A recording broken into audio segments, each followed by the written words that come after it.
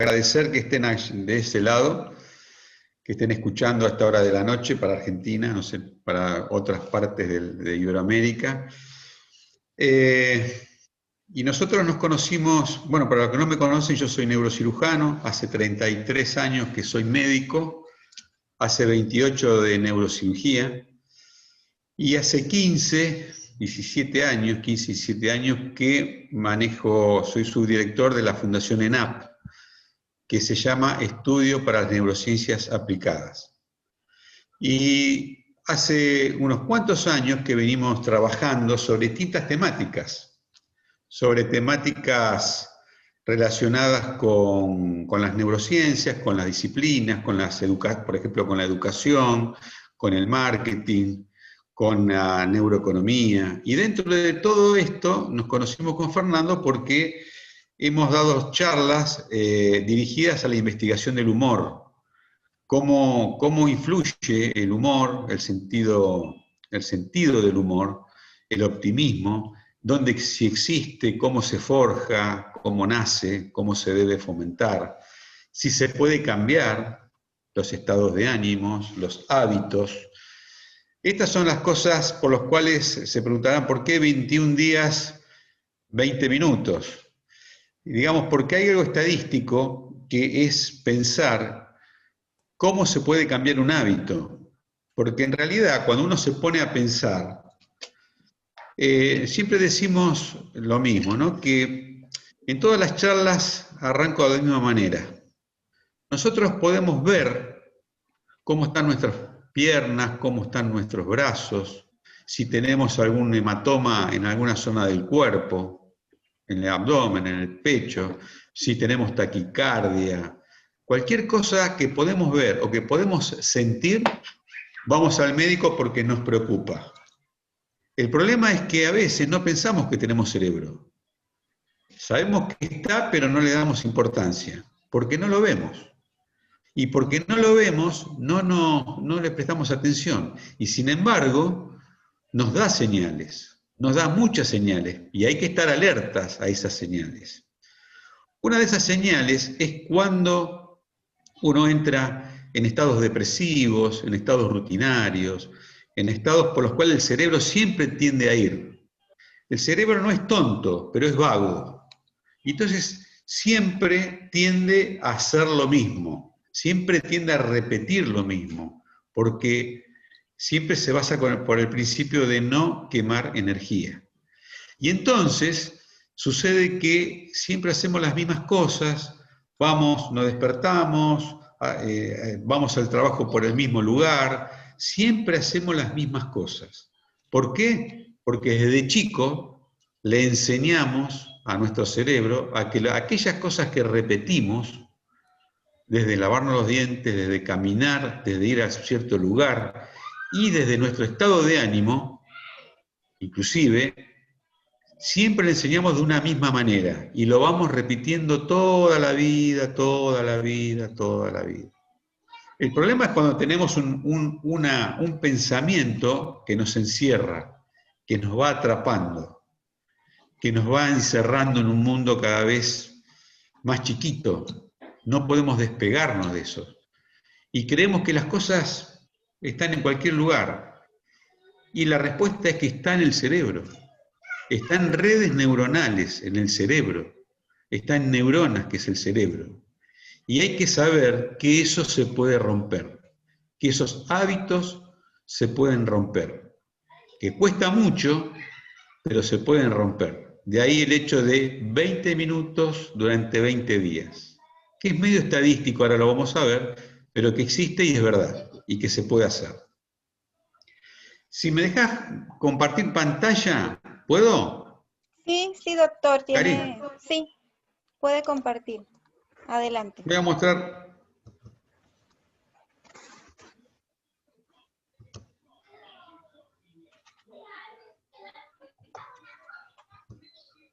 Vamos a pedir a nuestra querida audiencia, por favor, que apaguen los micrófonos, sobre todo esas personas que tienen ruidos externos.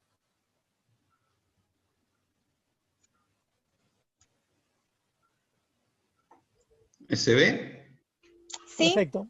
Perfecto. Bien. A ver.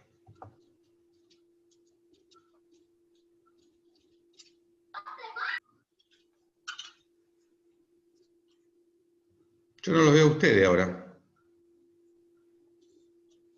Pero nosotros vemos, ¿eh? Sí, Nosotros ¿Ustedes estamos ven? viendo Bueno, tu pantalla, sí.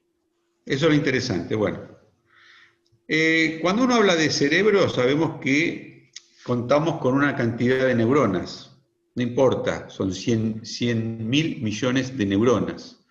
Nacemos con neuronas, se van creciendo las neuronas y se van uniendo neuronas con neuronas. Las neuronas no están pegadas, están cercanas.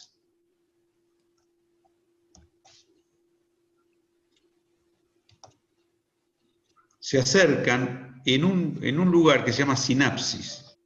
Cada neurona es como que se enfrenta a la otra neurona y es lo que se llama la sinapsis. Ahí es donde hay un intercambio de neurotransmisores, que muchos de ustedes lo escucharon, lo han nombrado, trabajan sin darse cuenta, que es la dopamina, la oxitocina, todas sustancias, neurotransmisores y hormonas, oxitocina, que producen bienestar, que producen buen humor, que producen un estado de felicidad, que ahora vamos a hablar del concepto de felicidad. Pero son todas drogas, son todas sustancias que están ahí cercanas, una neurona con otra neurona. No están pegadas. Esto significa que se pueden atraer unas con otras o se pueden alejar unas de otras. Sabemos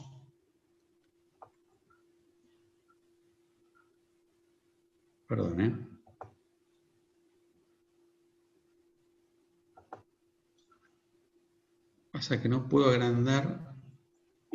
Juan José, disculpame. Sí, ¿no? ¿Vos ves Sí. que abajo hay una franja naranja?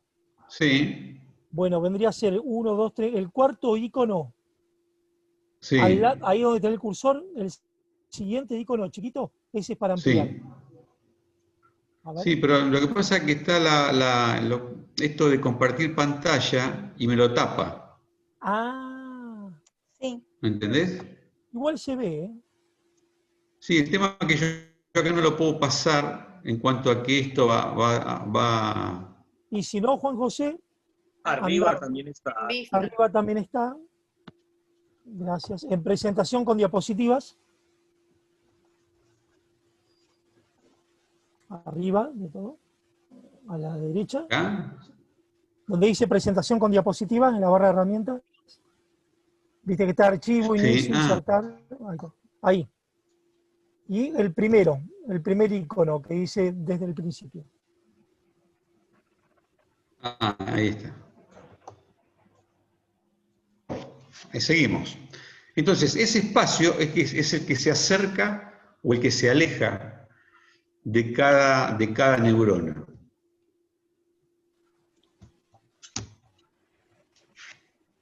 Pero no me lo deja. Voy a correrlo así y después lo voy a tapar. Desde que nacemos hasta los 24 meses, se van formando redes neuronales. ¿Por qué? Porque cada uno le enseña a los bebés, a los chicos, hasta los 2 años, le enseña a caminar, le enseña a hablar, le enseña gestos, le va enseñando un montón de cosas. Y esas redes neuronales van creciendo. Cada cosa que uno le enseña, directa o indirectamente, se va formando una red neuronal, que se pobla muy bien, más o menos, a los 4 o 6 años. Acá vemos una resonancia magnética en la cual se ve a la mamá con un bebé en brazos que acaba de nacer. Y ya a los 40 minutos se forman redes neuronales en la mamá y en el bebé fundamentalmente, que son las mismas áreas de redes que tienen que ver con la empatía. Es decir, el bebé cuando nace, ya a los 40 minutos, genera redes neuronales iguales a los de la madre. Por eso reconoce su imagen, reconoce su olor, reconoce su frecuencia cardíaca y reconoce su tacto.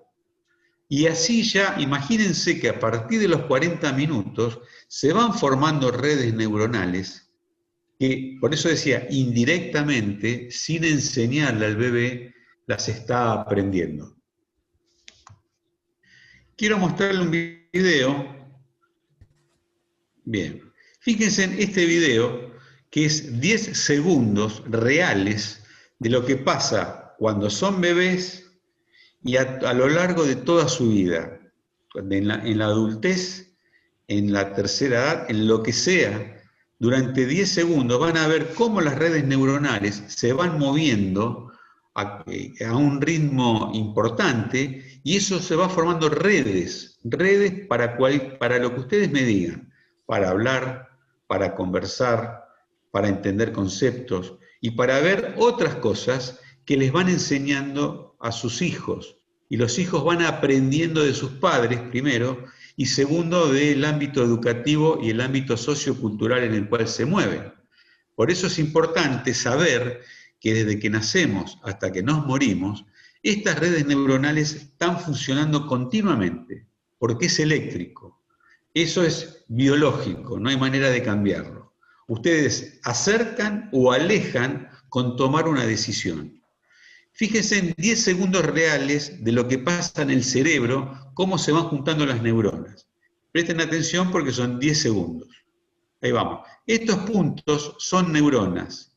Y estos cablecitos largos son los axones, los famosos axones que ustedes ven en los dibujos. Son neuronas y axones. Fíjense en el movimiento que hay durante todo el día, aún más durante la noche.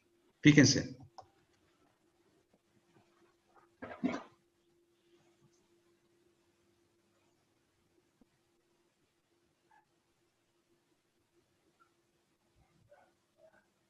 ¿Lo pudieron ver? Muy rápido. Lo ponemos de vuelta. Porque esto es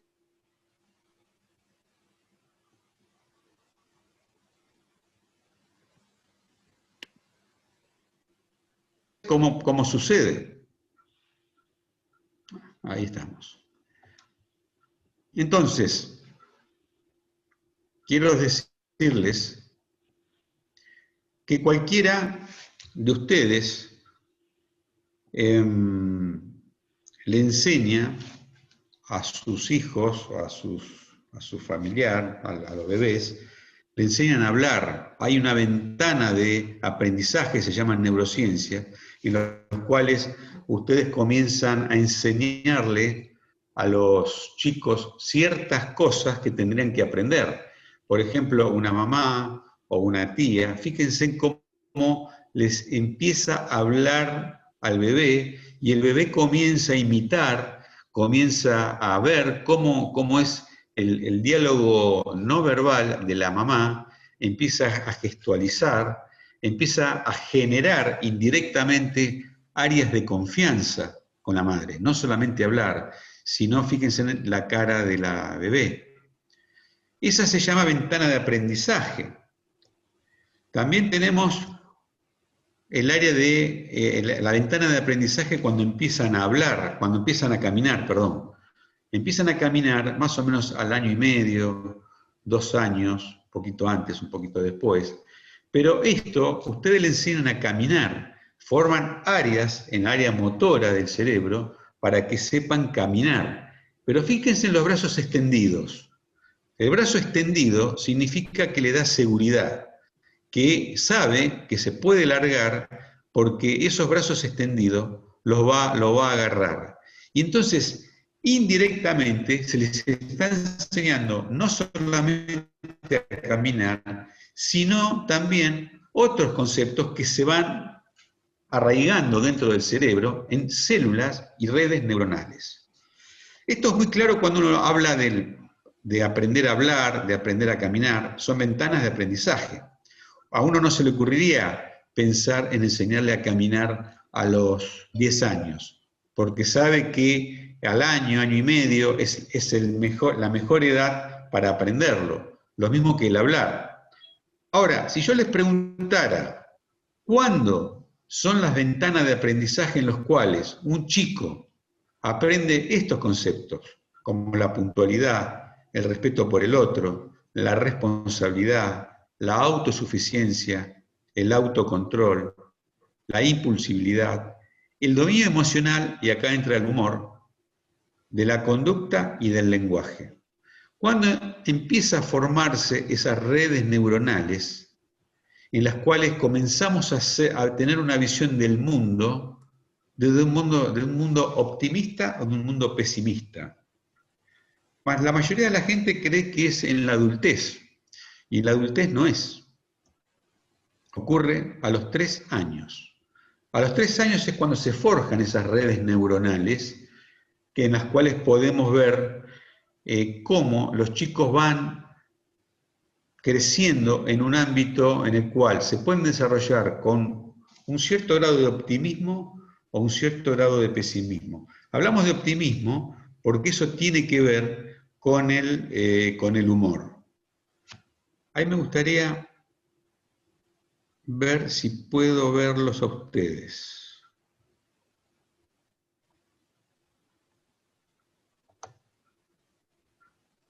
Voy a ver si... Ahí está, ahí los veo. Hola.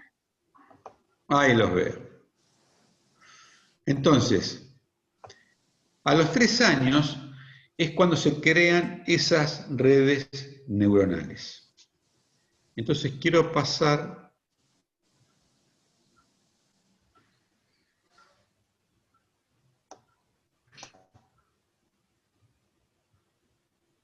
Ahí está.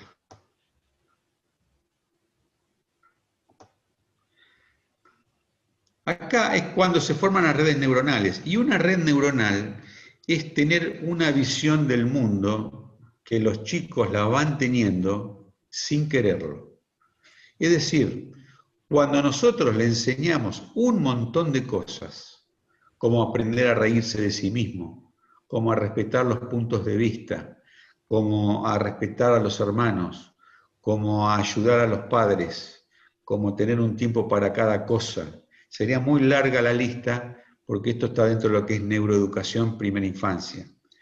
Pero se forman redes neuronales, que quiero ver si se las puedo poner, no, ya no se las puedo poner acá. Entonces, esto que se ve acá son redes neuronales, en realidad se están moviendo, y esos circuitos se van también moviendo, formando esos circuitos, formando redes. Cuando uno habla de optimismo, cuando uno habla de buen humor, en realidad son todos neurotransmisores que se van moviendo dentro de las neuronas. Y esto lo decían ya hace 5.000 años los budistas, las culturas orientales. Decían que el cerebro es algo que uno puede tocar, que podemos ver, que podemos cortar, que podemos operar. El cerebro uno lo ve, uno lo toca. Sin embargo, la mente uno no la puede ver. Entonces, el cerebro influye sobre la mente. Lo que los orientales decían hace 5.000 años es que la mente puede transformar al cerebro. Eso fue muy discutido durante muchísimos años, hasta que hace 30 años, no más que eso, la cultura occidental, nosotros, lo hemos aceptado como cierto porque se ha podido comprobar científicamente. Porque han aparecido resonancias magnéticas, tomografías, electroencefalografía, eye tracking, face reader, todas cosas con las cuales nosotros contamos como laboratorio, y vamos viendo cómo todo eso se puede modificar. Por supuesto que para modificarlo se necesitan 2 cosas. Lo primero es tomar la decisión de modificar. Creer que se puede modificar. Con solo tomar la decisión, a los 40 minutos ya comienza a romperse esa red neuronal que nos bloqueaba. Si nosotros somos pesimistas, si nosotros vemos peligros por todos lados, si nosotros creemos que estamos angustiados, con pánico por cualquier cosa, entonces sabemos, el primer paso es reconocerlo para poder modificarlo. Y uno puede modificarlo por diferentes vías. Uno ya es tomando la decisión, a los 40 minutos ya las neuronas empiezan a migrar para otro lado. 40 minutos. Y después, durante un periodo de entre 20 y 40 días, practicando todos los días, tomando la decisión y viendo quién nos puede ayudar, lo que nos puede ayudar puede ser el mindfulness, nos puede ayudar el ejercicio físico, un sacerdote, un amigo, un psicólogo, un psiquiatra, alguien que nos vaya guiando como para poder romper esas redes que nos están causando daño. Porque todo lo que aprendemos se guarda. Todo lo que aprendemos en la infancia, yo hablé de los 3 años, pero hay cosas que se arraigan a los 6, que se arraigan a los 12, y esas cosas se pueden ir rompiendo. Y una de las cosas por las cuales uno corta camino es el humor. Lo que hemos visto es que a través de juegos, fundamentalmente, a través del sentido de darle a nuestra vida un sentido optimista, porque hay que diferenciar optimismo de la felicidad. Cuando uno habla de felicidad, cree que es una persona que está todo el día riéndose. Y eso no es felicidad. La felicidad es saber que uno está sereno. Y uno está sereno porque está tomando el camino que cree que es correcto. No importa si se equivoca. Lo que estamos en neurociencias y más en neurocirugía, lo que vemos que la gente se arrepiente no por las cosas que hizo y le fue mal, sino por las cosas que no se atrevió a hacer. Eso es muy triste cuando uno analiza a ciertas personas que por su carácter, por sus hábitos, por su temperamento, que se forman a los 3 años de edad, y ustedes van a decir que yo estoy loco, a pesar de que es de noche. No estoy loco. Estas cosas se forman cuando son chiquitos y se modifican y se puede modificar cuando se es adulto y adulto muy grande. La gente se arrepiente por no haber hecho cosas que le hubiese gustado. Y le hubiese gustado lo que ustedes quieran. Moverse más, reírse, bailar, arte, cultura, dibujo, teatro. Nosotros tenemos un taller de abuelas cuentacuentos, en las cuales le medimos a las abuelas, tenemos un sensor bioeléctrico cerebral, se lo ponemos a la abuela y se lo ponemos al chico de 4, 5, 6 años, a la cual se le cuenta el cuento.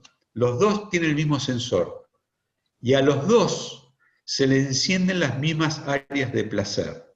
Recién, antes de empezar la charla, hablaron de la amígdala. La amígdala, digamos, es lo contrapuesto. La amígdala es la que nos marca peligro, la que nos marca ira.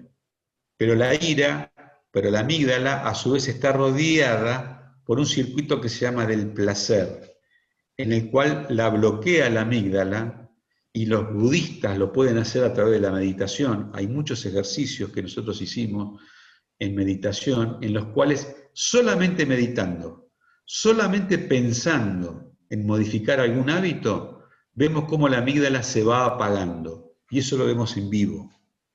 Eso lo vemos en gente adulta, lo vemos en donde ustedes quieran.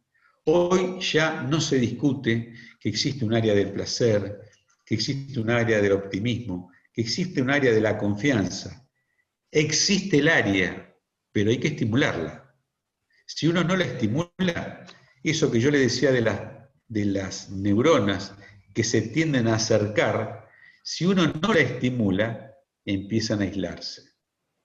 Y cuando se aíslan las neuronas, estamos en un verdadero problema. El aislamiento, por ejemplo, es un verdadero problema, porque produce aislamiento neuronal, y por eso ustedes están viendo que el no contacto social, que el no estar con el otro, que no compartir, al cerebro no le gusta. Si sobrevivimos como especie, sobrevivimos porque trabajamos en grupo, porque aprendimos unos de otros. Y la única especie en la Tierra que existe, que aún existe, a pesar de los miles de años, es la especie humana. Y sin embargo, la única especie que ha perdido la capacidad de juego, ustedes fíjense, es la raza humana. Cualquier especie animal juega, adultos juegan, porque saben que es un circuito de placer. En cambio, el ser humano, por esa cosa de que es Homo sapiens sapiens, hombre que sabe, en realidad no sabe de esto. Si supiese lo que hace, no hace lo que haría. Entonces, sepan que todas son redes neuronales. No existe algo que no sea una red neuronal. Un pensamiento, un sueño. Tenemos entre 50 y 70.000 pensamientos por día, nosotros. Circuitos que van, que vienen, que se quedan. Algunos se quedan, fundamentalmente los del sueño. Algunos se quedan y queda como una idea. Y esos pensamientos hay que estimularlos, tienen que trabajar para nosotros. Siempre nosotros decimos, el cerebro puede ser tu mejor amigo o puede ser tu peor esclavo, porque el cerebro tiende a que no hagas cosas nuevas. ¿Por qué? Porque al cerebro no le gusta gastar energía. Cuando ustedes deciden algo que no es automático, cuando ustedes deciden algo, ir al trabajo por otro lado, al cerebro no le gusta, porque tiene que gastar energía. Entonces, siempre los va a boicotear, siempre les va a decir, bueno, si llegaste hasta acá, como viniste haciendo, no cambies, porque ¿para qué? Si llegaste hasta acá, mirá que te podés meter en una zona que no te va a gustar. Eso te va a decir tu cerebro, porque no le gusta gastar energía. Pero cuando ustedes dieron ese salto, el cerebro dice, bueno, me ganaste. ¿Qué querés ahora? ¿Querés cambiar una red? Vamos a cambiar la red. Y les puedo asegurar que eso se puede hacer. Se puede hacer, está comprobado científicamente. Hay muchísimos trabajos que están comprobados. Y siempre decimos lo mismo. ¿Cuál es la diferencia entre un optimista y un pesimista? Imagínense ustedes perderse en un desierto. Siempre ponemos el mismo ejemplo. Se pierden en un desierto y están con una persona pesimista o con una persona optimista. Van a tener que recorrer la misma distancia, se van a perder, van a tener sed, y tal vez lleguen al lugar o no lleguen, pero el pesimista va a estar todo el viaje diciéndole, viste, te dije que el viaje, que esto, que no vamos a llegar, que no vamos a morir, que no vamos a esto, que no vamos al otro. En cambio el optimista va a decir, vamos, no importa, seguimos hasta donde vayamos, no hay ningún problema, vayamos, arriesguemos. Si no, las personas no se casarían 2 veces, o 3 algunos, o 4. Entonces, siempre está eso de hacer cosas. La peor cuestión es no hacer. Siempre la gente se va a molestar por el no hacer. Si hicieron y les salió mal, no importa. Volver. Eso es lo que van a escuchar muchas veces como resiliencia. La gente no tiene un código que es resiliente. Uno no nace con la resiliencia, no nace riéndose. Son redes que se van formando después del nacimiento. La primera responsabilidad es de nuestros padres. La segunda responsabilidad es del ámbito educativo. Y la tercera responsabilidad es del ámbito sociocultural en el cual nos movemos.